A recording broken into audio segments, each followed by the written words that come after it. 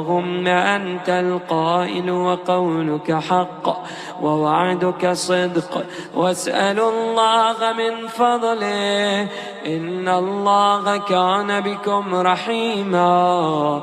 وليس من صفاتك يا سيدي أن تأمر بالسؤال وتمنع العطية، وأنت المنان بالعطيات على أهل مملكتك والعائد عليهم بتحنن رأفتك.